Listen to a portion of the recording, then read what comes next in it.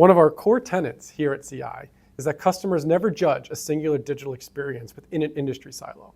Instead, they judge it against the best experience they had all week, whether that's Netflix serving up a show they didn't even know they wanted to watch, or Amazon surfacing exactly the right deal at exactly the right moment. That's the bar now, and it's a lot higher than most firms realize.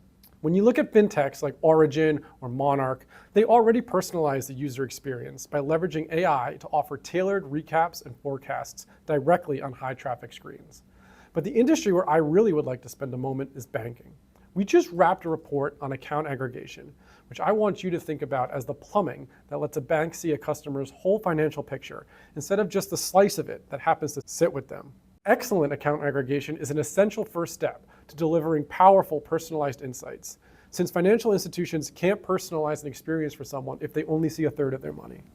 When we looked across the banks in our coverage set, we found that most have solved the visibility problem that was a challenge several years ago. Now they can all pretty much pull in your outside accounts, show you the balances of recent transactions. However, what they haven't solved is the personalization piece of the puzzle.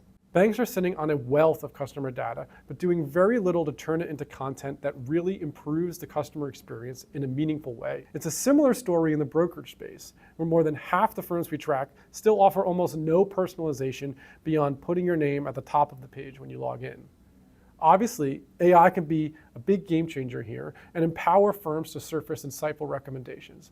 But before we all bow down to the robot overlords, there's a catch worth keeping in mind, which is that only about half of people say they actually trust what AI hands them.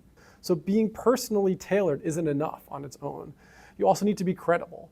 And that's the piece that a lot of firms might be underestimating right now. I'm curious where you'd put your own industry on this curve.